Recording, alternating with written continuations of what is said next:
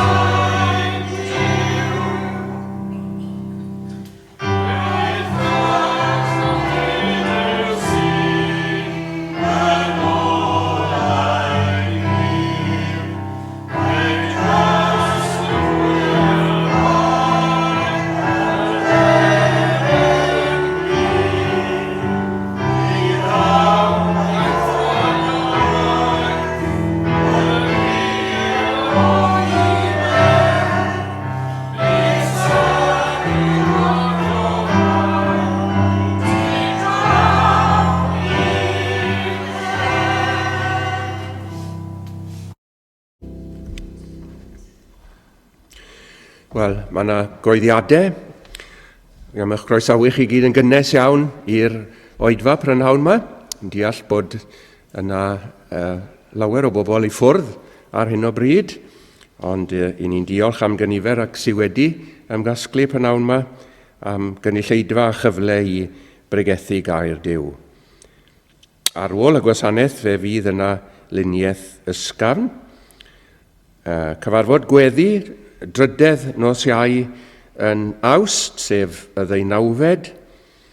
Fe fydd yma oedfa os Duw a'i mynd, prynhawn Sul nesa yn Gymraeg am hanner awr wedi 3. Wel, fe wneud y casglad nawr ac fe genir emyn 285 ac fe nawn ni barhau ar yn heistedd wrth ganu'r emyn 285.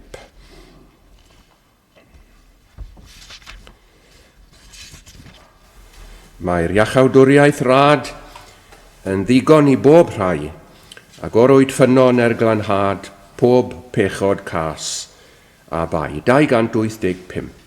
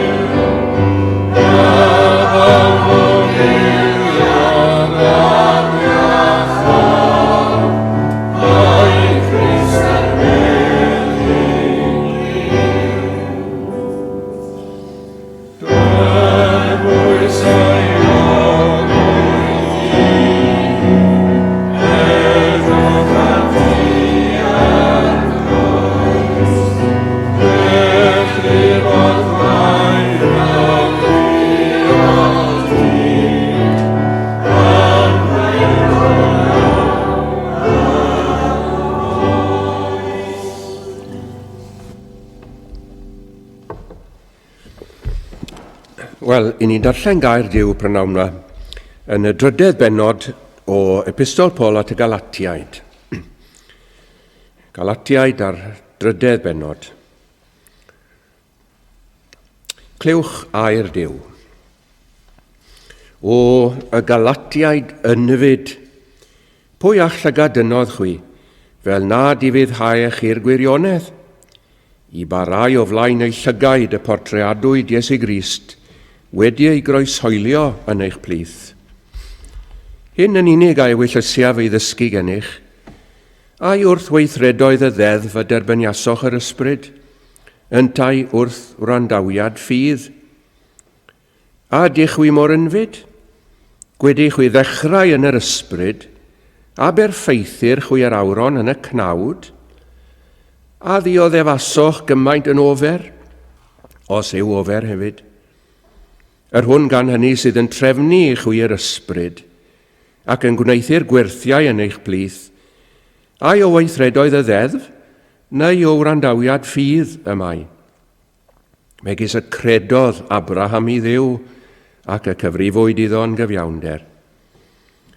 Gwybyddwch felly mae'r rhai sydd o ffydd, y rai hynny yw plant Abraham. Ar ysgrythyr yn rhag gweled mae trwy ffydd y mae Duw yn cyfiawnhau y cenhedloedd, a rhag efengylodd I Abraham gan ddywedyd, yno ti y bendithir yr holl genhedloedd. Felly gan hynny, y rhai sydd o ffydd a fendithir gydag Abraham ffyddlon. Gan iscynifer ag sydd o weithredoedd y ddeddf, dan felltith y maint, gan ysgrifennwyd, melltigedig yw pob un, nid yw yn aros yn yr holl bethau a sgrifennir yn llyfr y ddeddf, yw gwneithir hwynt. Ac na chyfiawnhau'r neb trwy'r ddeddf ger bron Duw, eglir yw, o blegyd y cyfiawn a fydd byw trwy ffydd. A'r ddeddf nid yw o ffydd, eithir y dyn aw na'r pethau hynny, a fydd byw yn ddynt. Grist dan llwy'r brynodd o ddiwrth felltith y ddeddf, gan ei wneithir yn felltith trosom, gan is yma'n ysgrifenedig, melltigedig yw pob un sydd yn nghrog ar bren. Fel y dylai bendith Abraham ar y cenhedloedd trwy Grist Iesu, fel y derbyniem a ddewyd yr ysbryd trwy ffydd. Y brodyr, dywedyd yr wyf arwydd ddynol, gyd na byddo ond amod dyn, wedi y cadarnhaer, nid yw neb yn ei ddirymu neu yn rhoddi ato. I Abraham y gwneithbwyd yr addewidion ac yw hadef, nid yw yn dywedyd ac yw hadau megis am lawer, ond megis am un, ac eith had, di, yr hwn yw Grist. A hyn yr wyf yn ei ddywedyd am yr amod a gadarnhawyd o'r blaen gan Dduw yng Nghrist, nad yw'r ddeddf oedd 410 ar 20 o flynyddoedd wedi yn ei ddirymu, I wneithir yr addewid yn ofer. Canis os o'r ddeddf yma'r etifeddiaeth, nid yw haiach o'r addewid, ond Duw a'i rhad roddodd I Abraham trwy addewid. Beth gan hynny yw'r ddeddf? O blegyd troseddau y rhoddwyd ti yn ychwaneg, hyd o'n I ddelai'r had. I'r hwn y gwneithid yr addewid, a hi adrefnwyd trwy angylion yn llaw cyfryngwr, a chyfryngwr nid yw I un, ond Duw sydd un, a dyw'r ddeddf gan hynny yn erbyn addewidion Duw. Na, ato Duw. Gan ysberoesid deddf a llasau fywhau, yn wir o'r ddeddf y biasau cyfiawnder. Eithid cydgaiodd yr ysgrythyr pob peth dan bechod, fel yr rhoddid yr addewid trwy ffydd Iesu Grist i'r rhai sydd yn credu. Eithir cyn dyfod ffydd yn cadwy dan y ddeddf, wedi ein cydgau i'r ffydd yr hon oedd i'w datguddio. Y ddeddf gan hynny oedd ein hathro ni at Grist fel yn cyfiawnhau trwy ffydd. Eithir wedi dyfod ffydd nid ydym mwyach dan athro, gan is chwiol ydych blant I Dduw trwy ffydd yng Nghrist Iesu. Gan is cynifer ohonoch ac efedyddiwyd yng Grist, a wisgasoch Grist. Nid oes na guddew na groegwr, nid oes na chaeth na rhydd, nid oes na gwryw na benyw, can is chwi oll un ydych yng Nghrist Iesu. Ac os eiddo Crist ydych, yna had Abraham ydych, ac etifeddion yn ôl yr addewid. A bydded i Dduw fendithio'i air a'n cynorthwyo ni i'w ddeall. Amen. Wel, fe ddown ni at yr arglwydd mewn gweddi nawr te. Gadewch i ni i gytuno i weddio. Duw a'n tad, ni'n dod ata ti yn sŵn y gair sydd wedi ddarllen i'n clyw ni y prynawn yma, ac i ni yn mawr ddiolch i ti fod yn air ar gael i ni i'w ddarllen. A'r gair yma'n air ysbrydoledig wedi dod wrth i ti dy hun. Ni'n diolch yn fawr i ti arglwydd am fod air di wedi cael ei gadw i ni dros ganrifoedd lawer, ac y gallwn ni lwyr ddibynnu arno fe prynhawn yma. Yr hyn ysgrifennwyd gan yr apostol, gan yr ysbryd glân, gan ddefnyddio'r apostol, yr holl ganrifoedd yna nôl, i ni'n diolch i ti i fod e'n addas ar yn cyfer ni y prynhawn yma. Diolch i ti am gael clywed am ffydd, diolch i ti am gyfiawnhad trwy ffydd yn yr arglwydd Iesu. I ni'n diolch i ti arglwydd mae felly y cyfiawnhawyd Abraham gynt, ac i ni'n ymwybodol o ddiwein tad na allai'r ddeddf ein cyfiawnhau ni. Melltigedig yw pob un sydd yng nghrog ar bren, ac mae'r arglwydd Iesu Grist wedi cymryd melltith y ddeddf yn ein lle ni, ac wedi'n ryddhau ni sydd yn credu. I ni'n diolch yn fawr i ti am rhodd ffydd y prynhawn yma, ac i ni'n bendithio dy enw di arglwydd bod ti wedi erioed, wedi meddwl amdano ni, wedi'n caru ni cyn ein bod ni, wedi yn cyrchu ni i gorlan y defaid mewn amser, wedi'n argyhoeddi ni o bechod. I ni'n diolch i ti am y pethau yma i gyd, ac yn gofyn i ti prynhawn yma cawn ni werthfawrogi o'r newydd beth yw bod yn Gristion a beth yw ein breintiau ni, gael gwisgo amdano yr arglwydd Iesu Grist. I ni'n gofyn i ti arglwydd y byddwn ni'n rhodio yn addas i'r alwedigaeth fawr hon. I ni'n ymwybodol o ddiwyntad o bwysau cyfrifoldeb yn y byd sydd ohoni, i geisio adlewyrchu Crist i genhedlaeth o argaled a throfais.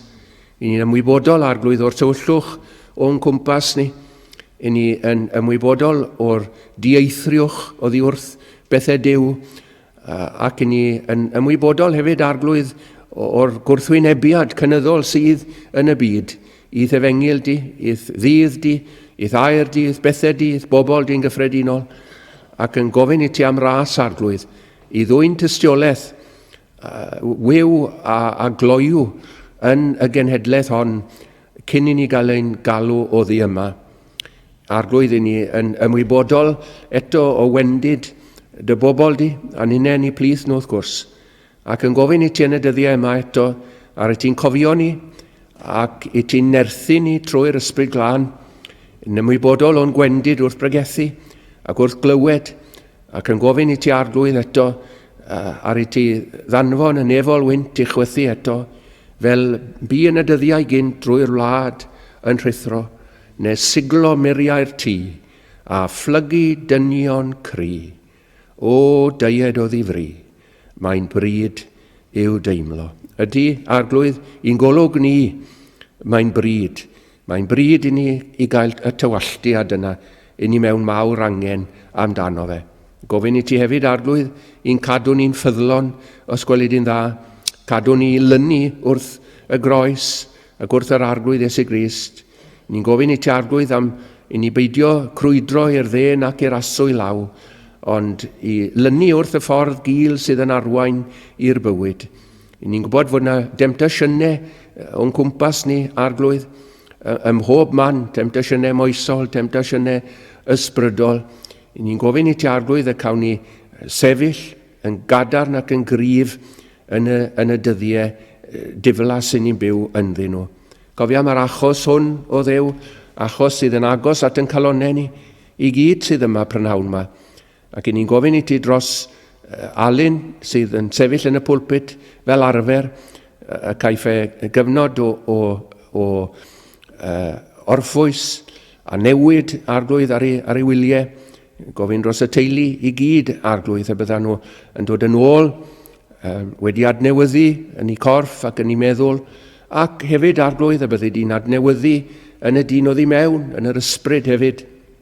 I ni'n diolch i ti am y cyfnodau yma'r tymhorau yn bywydau ni. Mae yna orffwys ac mae yna gyfle i weithio ymhellach. Ac felly arglwydd Duw y tymhorau, i ni'n bendigod enw di am y tymhorau naturiol, am y tymhorau ysbrydol hefyd.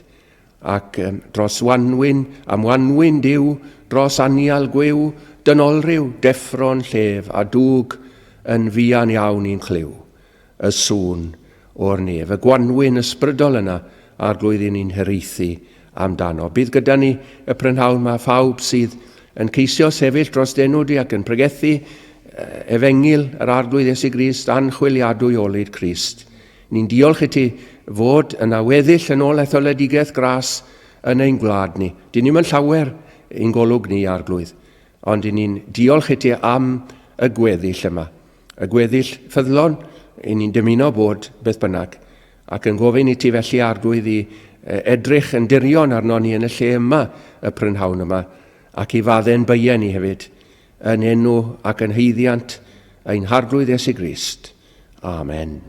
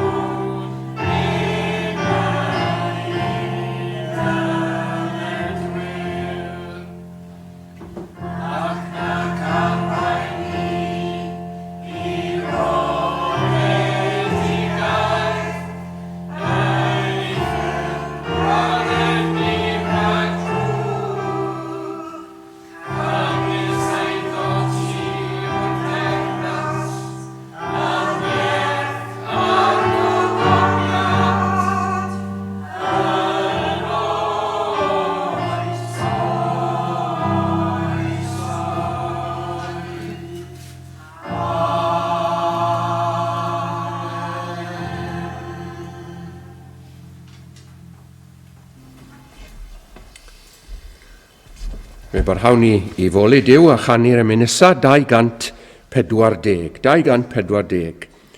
O gariad anfeidrol ei faint, fod llwch môr anheilwng yn cael y fath fraint, cael heddwch cydwybod a'i chlirio trwy'r gwaed, a chorff y farwolaeth sef pechod dan draed. 240.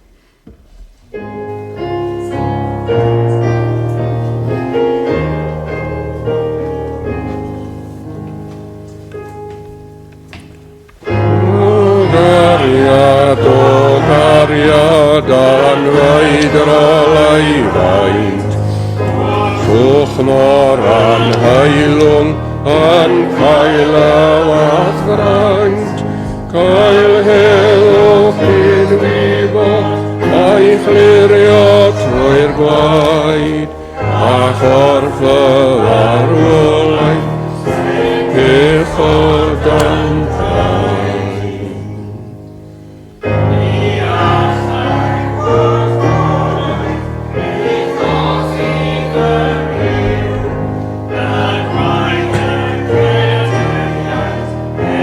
Amledau rhyw yn gwaed y Mesaia a'i gwellan ddiboen.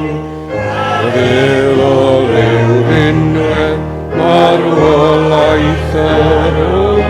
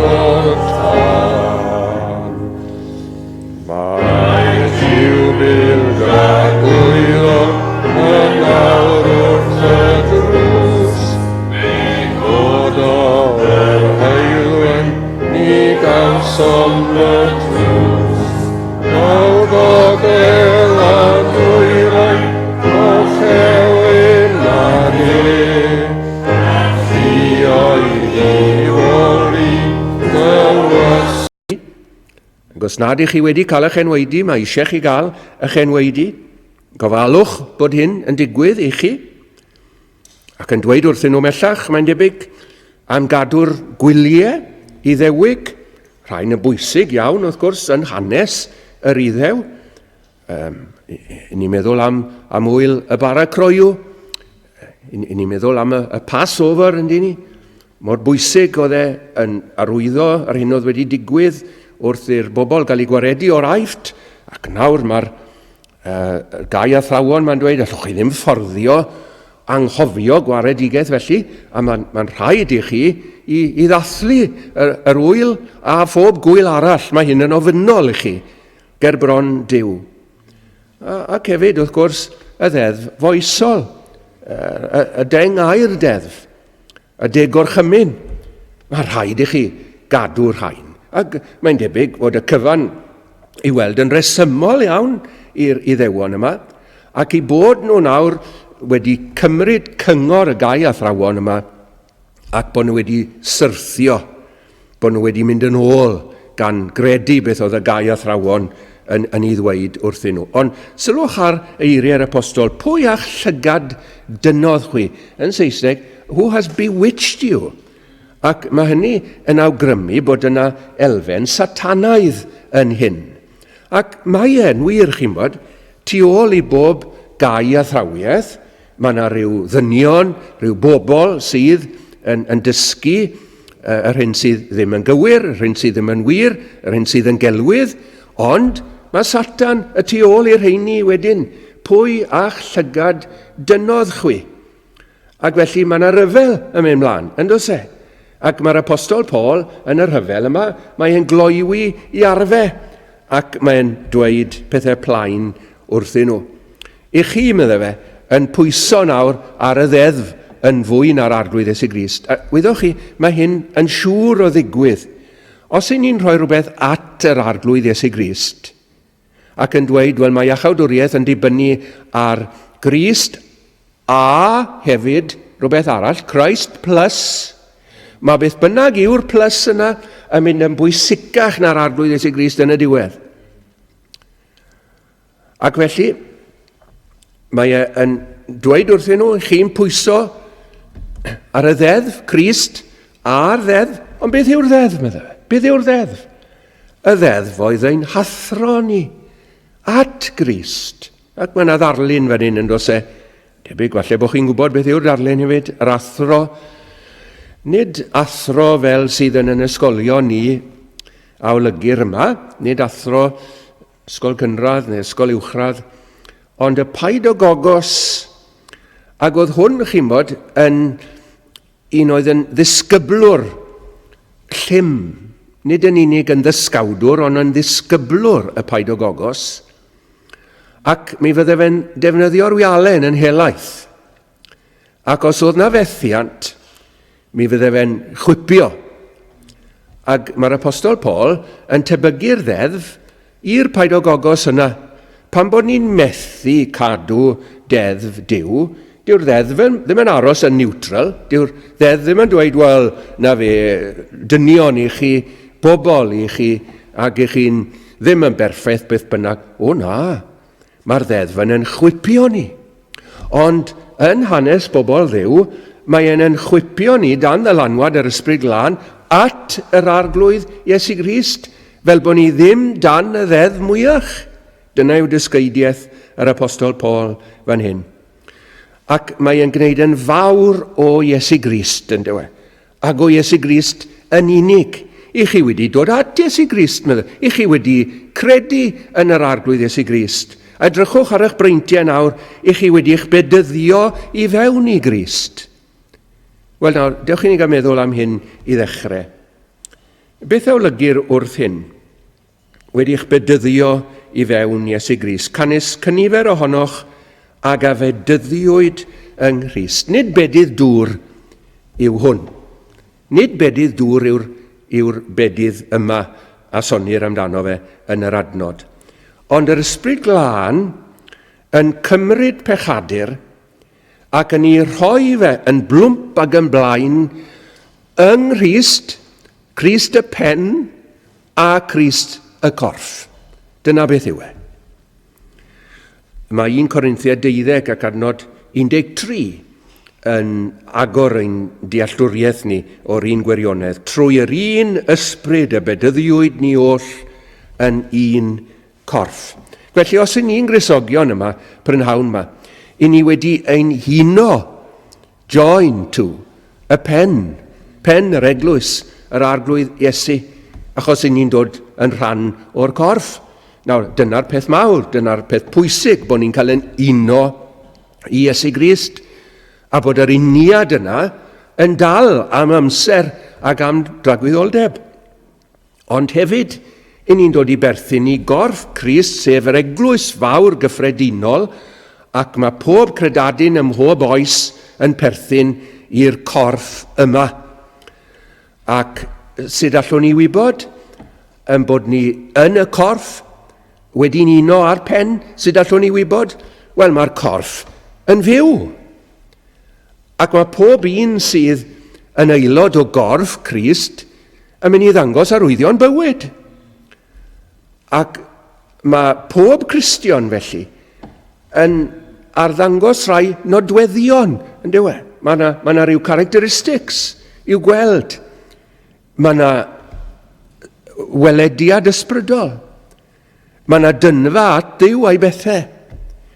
Mae yna duedd i weddio a galw ar enw yr arglwydd. Mae yna gariad at y brodyr, mae yna gariad at yr arglwydd Iesu Grist. Mae yna dystiolaeth lle roeddwn gynt yn ddall, rwy'n awr yn gweld.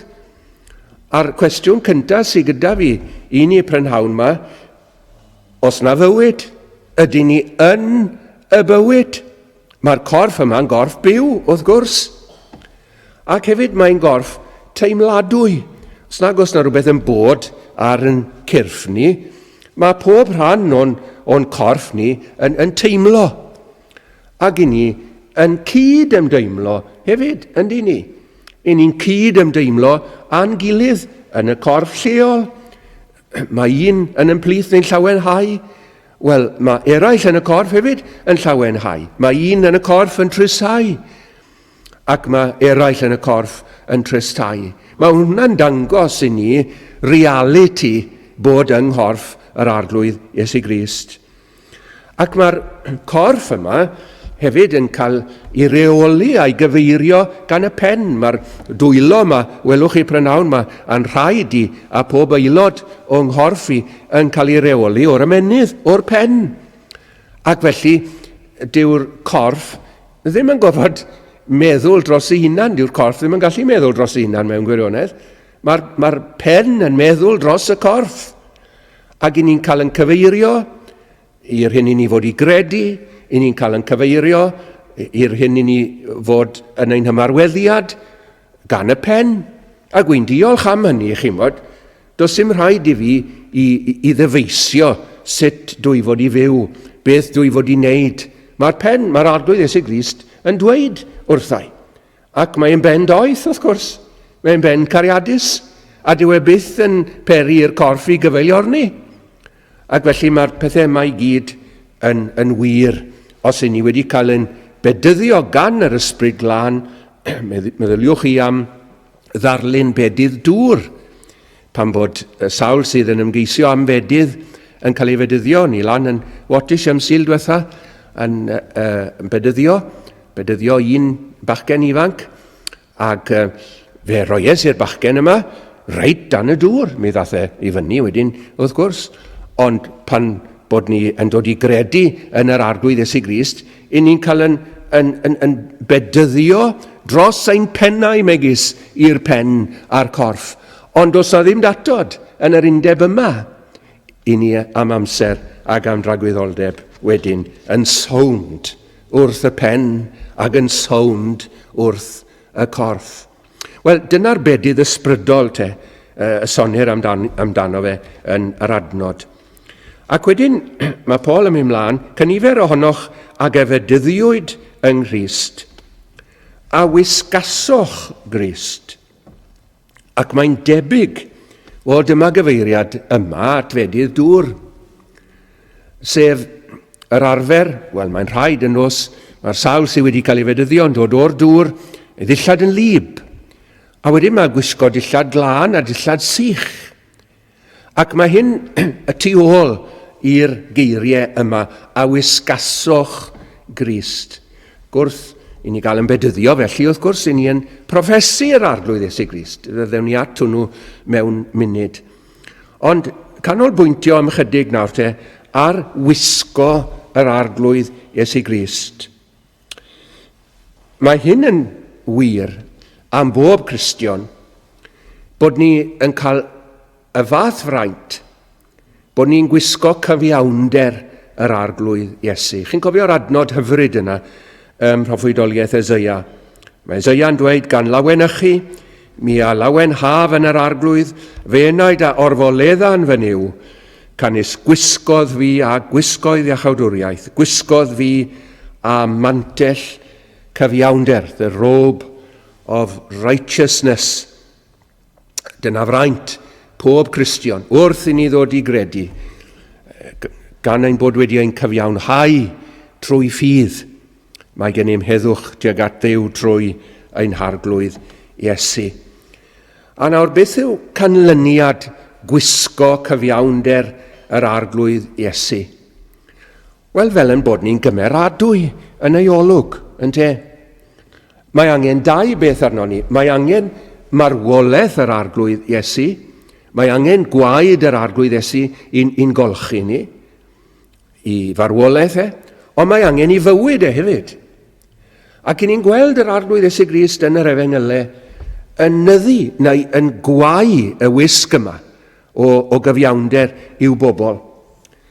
Mae e'n pwytho, mae e'n nyddu, mae e'n gwau bob eiliad, bob munud o'i fywyd yn y byd yma.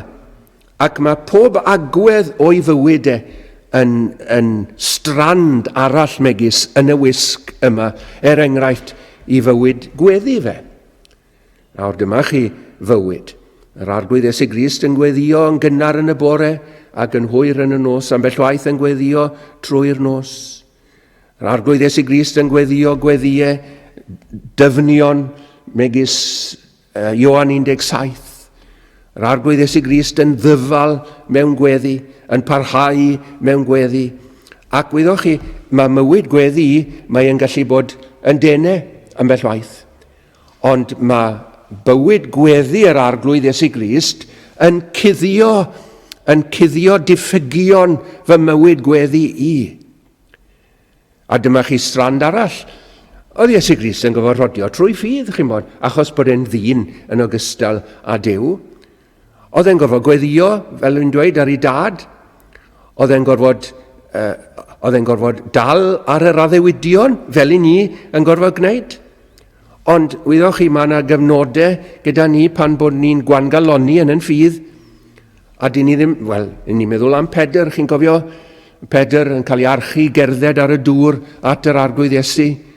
A tra bod e'n edrych ar Iesu Grist oedd e'n iawn. Ond wedyn mae'n dechrau edrych ar yr amgylchiadau, y gwynt a'r tonau, ac mae'n suddo. Wel, dyna'r hanes ni hefyd, ynddo fe.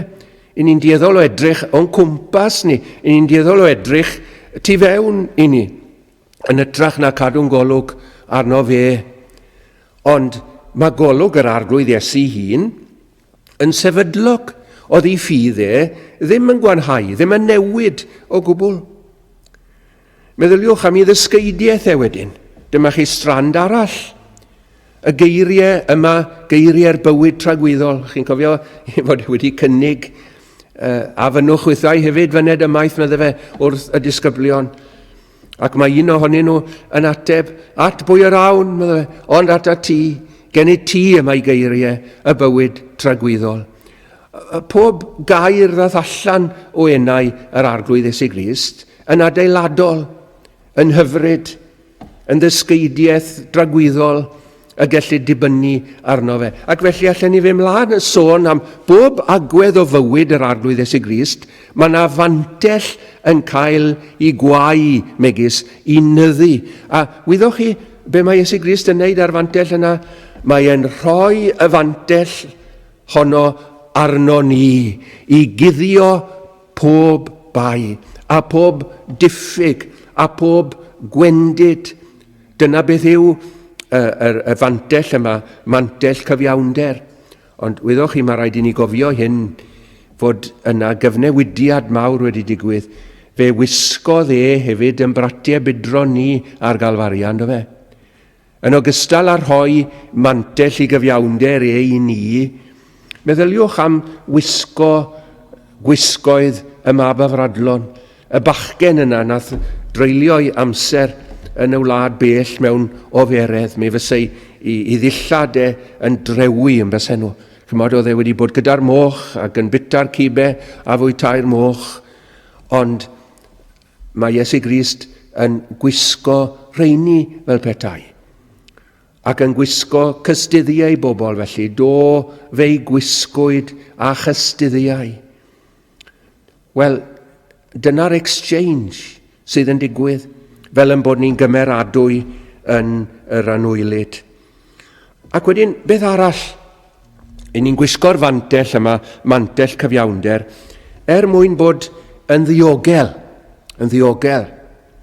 Chi'n cofio'r apostol Paul yn yr 8 o Rifeiniaid yn dadle ynglyn â yr athrawiaeth yma eto, pwy ar rydd ddim yn erbyn etholedigion Duw. Mae'r apostol Paul yn meddwl bod yna wrthwynebiad yn mynd i fod felly, a bod yna gyhuddiadau yn mynd i gael ei wneud yn erbyn bobl Dduw. Ond medda fe, pwy ar rydd ddim yn erbyn etholedigion Duw. Duw yw yr hwn sydd yn cyfiawnhau, medda fe. Ac felly mae'r wisg yma, os y'n ni yn sefyll ger bron Duw yn hon, does a ddim cyhuddiad yn herbyn ni o gwbl. Nawr, mae bobl yn mynd i'n cyhuddo ni. O bob math o bethau yn Duw nhw. Mae yna gyfeillion, mae yna elynion, mae Satan ei hunan, cyhuddwr y brodyr yw Satan, cofiwch. Ond wneith ddim un o'r cyhuddiadau yma lwyddo yn erbyn bobl Dduw, os yw Duw wedi'n cyfiawnhau ni, pwy ar rydd ddim. Ac wedyn ni'n gwisgo'r wisg yma anrhydedd brenhinol hefyd. Chi'n cofio Ester, i bod hi'n frenhines, pan oedd hi angen mynd i fewn at y brenin i gwri.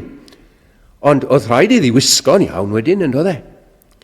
Ac wyddwch chi, mae'n amser yn dod pam fyddwn ni'n gofod ymddangos ger bron Duw, ac mae dyweddu'r arglwydd Iesu Grist yn mynd i gael ei gwisgo mewn gwisg fydd yn addas i'w hirddas i, ac addas i'w safle hi fel gwraig yr oen. A'r unig addasrwydd fydd gyda ni yw'r wisg hon, eto gwisg mantell cyfiawnder. Ac felly mae yna anrhydedd brenhinol yn perthyn i'r ddyweddu. Mae yna harddwch hefyd. Gael fi nôl â chi am funud i'r ardd ac adda gefa wedi syrthio. A Iesu Grist yn dod ati nhw, cofiwch, ac yn gwneud peisiau crwyn, medde'r gair, ac yn ei gwisgo nhw amdani nhw. Ech chi wedi meddwl am yr digwyddiad yna, pa fath olwg fydde ar adda gefa yn y peisiau crwyn yma? Bell waith i ni'n meddwl amdani nhw fel bobl cyntefig, chi'n bod? Bobl gyntefig cefmen, felly.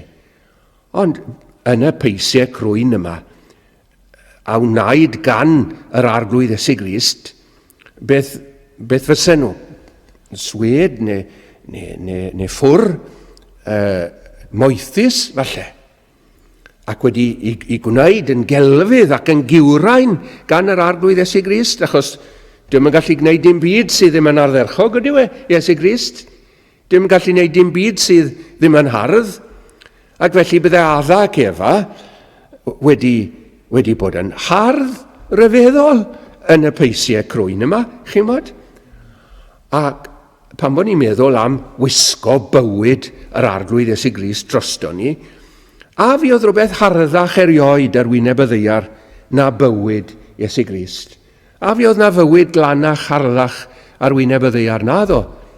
Ac felly ni'n gallu canu yn dyn ni, fy ngwisgo a'i gyfiawnder yn hardd, ger bron y tad, derbyn o'i gyflawnder, wrth deithio'r anial wlad. Ac mae yna un peth arall ynglyn â'r wisg yma. Mae'n wisg ardderchog. Y wisg orau yw hi. Efe nôl at y mab afradlon a funud. Pan ddath adre, chi'n cofio, mae'r tad yn dweud wrth y gweision, dygwch y wisg orau, medda fe, i'r mab yma. Nawr, nid dweud nath y tad, mae gen i hen siwt yn rwle, falle fydde'n addas ar gyfer y crwt yma sydd wedi dod nôl. Nid hynny.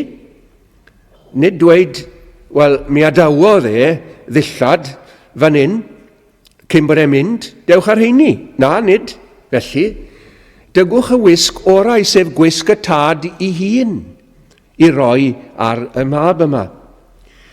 Ac wyddwch chi, does na ddim gwisg well na mantell cyfiawnder Crist i gael ar wyneb y ddaear yma. Does na ddim gwisg mwy ardderchog i gael.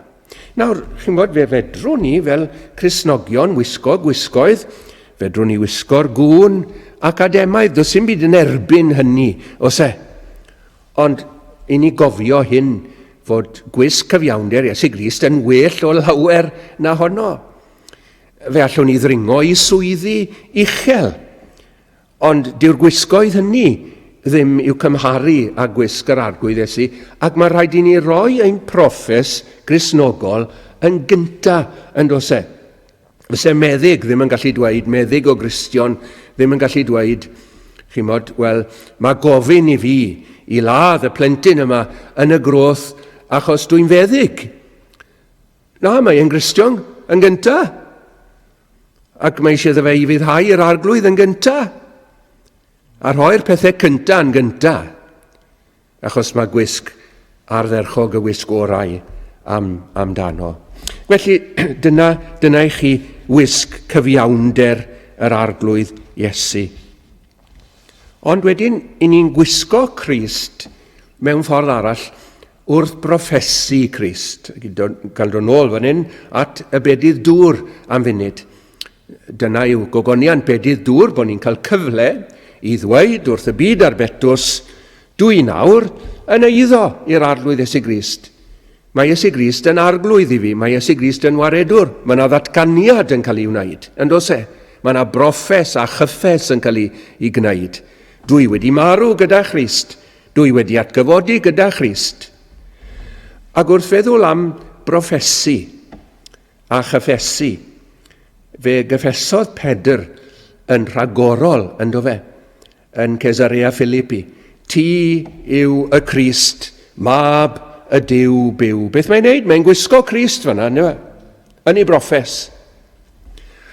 Ond dyna i chi Pedr wedyn, yn trio'i orau i dynnu gwisg i broffes oddi amdano. Y llanges, chi'n bod, ferch fachna, yn dweud, ti'n un o ddilynwyr yr arglwydd Iesu, ti'n un sy'n perthyn i'r gwaredwr yma. Ac mae Pedr yn gwadu, mae'n gwadu dair gwaith gan dyngu a rhegi, medde gair Duw. Wel, welwch chi'r darlun, mae'n trio cael gwisg i broffes bant oddi amdano. A wyddwch chi, achos bod e wedi cael ei fedyddio'n ysbrydol i'r pen a'r corff, dyw e ddim yn medru cael gwisg i broffes oddi amdano yn llwyr. Ac i ni'n cael e yn cyffesu ychydig ar ôl hynny. Ti a wyddost fy mod yn dygaru, medde fe. Chi'n gweld, dyw e ddim wedi gallu cael gwisg i broffes off mewn gwirionedd. Mae hynny'n gysur i ni, gyfeillion, dyw e? Achos ni wedi gweld bobl yn proffesu, a dyw nhw ddim yn proffesu ragor. Ond os dyn nhw mewn gwirionedd wedi cael ei bedyddio i'r pen a'r corff, fydda nhw ddim yn gallu cael y wisg oddi amdani nhw yn llwyr. Ac wedyn, mae yna wisgo Crist mewn ffordd arall, yn ein hymarweddiad, yn ein bywyd. Meddyliwch chi am Dafydd yn ei ymwneud a'r trian yna Mephiboseth. Mae hyn ymddwyn yn rasol at Mephiboseth, yn dyw e? Yn gofyn i was Ziba, chi'n cofio, os yna rhywun ar ôl o di Sol, medde fe, fel y gwneilwyf drigaredd ag ef. Ac mae i was, Ziba, yn dweud, ie, mae yna wyr i Saul ar ôl, a'r bachgen mae Mephiboseth, neu oedd e'n ddyn erbyn hyn siwr o fod, mae e'n byw mewn lle ar enw Lodebar. Dim bara yw ystyr Lodebar. Ac mae e'n gloff o ddeudroed. Oedd e wedi cwympo pan oedd e'n fabi bach, ac oedd na gloffni'n perthyn iddo fe. A mae Dafydd yn dweud wrth Ziba, wel, ceri nôl e, ceri gyrchu Mephiboseth. Goedd ni'n beth grasol i wneud, yn oedd e. Doedd dim rhaid iddo fe i ddanfon am Mephiboseth o gwbl. Oedd dim rhaid iddo fe wneud tro da Mephiboseth o gwbl. Pam eich chi'n meddwl nath Dafydd hynny? Wel, oblygid i fod e wedi gwisgo Grist. Ac mae bobl sy'n gwisgo Grist, maen nhw'n arddangos Grist yn ei ymarweddiad hefyd. Ac mae e'n ymddwynt ag at Mephiboseth fel oedd Iesu Grist wedi ymddwynt ag at o fe. Oedd Dafydd yn bechadur, oedd e'n hyll, oedd hi wrth yr arglwydd. Ac fe nath Grist gyrchu fe ynddo fe. Ac wedyn, chi'n cofio, mae e'n rhoi anrhydedd ar ben anrhydedd. Yn gallu gweld yr olwg nawr ar wyneb Mephiboseth, mae'n cael dod, mae'n cael ei gyrchu i lys Dafydd, ac mae yna foethusrwydd, ac mae Dafydd yn dweud pethau anisgwyl wrtho fe, ac yn pentyrru breintiau ar ei benne. Mae yna diroedd yn perthyn i deulu Saul, medda fe. Wel, fe geid i'r tiroedd yna i gyd yn ôl, medda fe, wrth Mephiboseth. Ac fe geid i eistedd ar fwrdd y brenin, fy môr ddi. Nid unwaith yr wythnos, ond yn wastadol, bob dydd, mae e'n pentyrru y breintiau ar ei benne megis, achos dyna fel mae Iesu Grist wedi ymagweddu tuag at Dafydd. Chi'n gweld? Mae wedi gwisgo Grist yn diwe. Chi'n meddwl am Steffan yn marw, ac mae'n gofyn i'r arglwydd i beidio cyfri troseddau i elynion yn ei erbyn nhw. Mae wedi gwisgo Grist hefyd, ac mae'n dynwared gweddi'r arglwydd Iesu ar y groes. O dad maddau iddynt canis ni wyddan pan beth y maint yn ei wneithir. Chi'n meddwl am Paul yn delio gyda Philemon a'r ceithwas Onesimus. Neu di gymryd Onesimus, oedd Onesimus wedi dianc, chi'n cofio? Neu di gymryd Onesimus nôl Philemon, medda fe. Ac os diw Onesimus, os arno fe rhywbeth i ti, os diw yn dy ddyled i, rho hynny ar ynghyfru i, medda fe. Mi dala i dros Onesimus. Pam? Oedd Iesu Grist wedi talu dros Paul, yno dde. Chi'n gweld? Fel na mai, pan bod ni yn gwisgo'r arglwydd Iesu Grist yn ein hymarweddiad, i ni wedyn yn ymddwyn fel yr arglwydd Iesu Grist hefyd. Ydych chi wedi gwisgo Grist? Os mantell cyfiawnder yr arglwydd Iesu Grist drosoch chi, ydych chi'n proffesu Grist ac yn gwisgo Grist yn eich proffes? Ydych chi yn gwisgo Grist yn eich ymwneud, yn eich ymarweddiad, wrth i chi ddelio gyda'ch gilydd a chyda bobl eraill. Boed felly cynifer ohonoch a gafedyddiwyd yng Nghrist a wisgasoch Grist. Yn mwyn ei enw. Amen.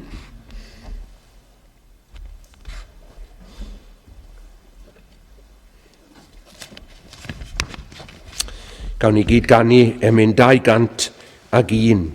201. Iesu, ei hunan yw fy mywyd. Iesu'n marw ar y groes. Y trysorau mwyaf feddaf yw ei chwerw angael oes.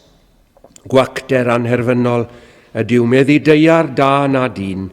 Colled ennill popeth arall, ond ni ennillir di dy hun. 201.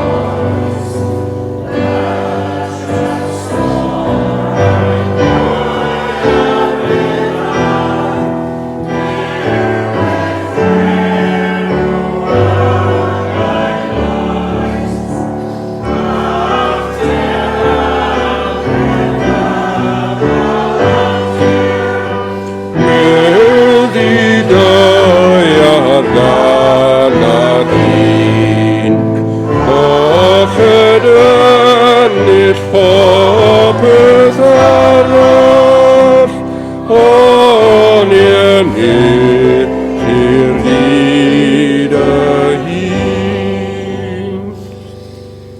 Yma ddander o drysorau, yma rhywan faidrolfon, dyma wrth rechus o'r diwen, ac sy'n hollol wrth fy môl.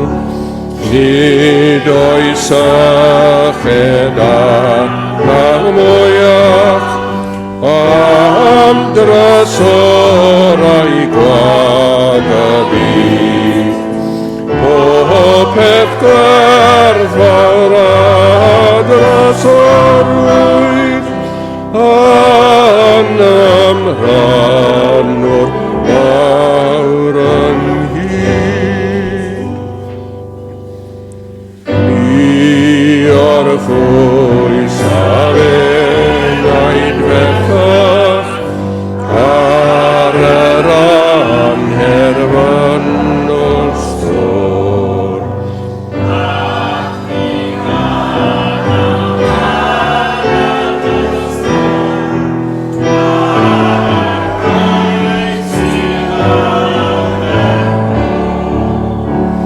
Yn arman a foeddia Satan, bydd yn ddofon fawr na'r bedd.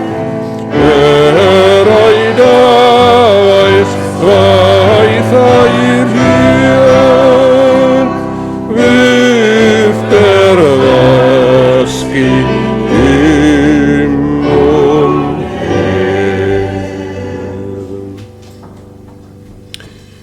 Gofyn nhw'n dyfendith i o ddiwain tad ar y genadwri y prynhawn yma, ac yn ni'n diolch i ti am y fraint aruthrol sydd wedi dod i gynifer ohono ni i gael gwisgo yr arglwydd Iesu amdanom.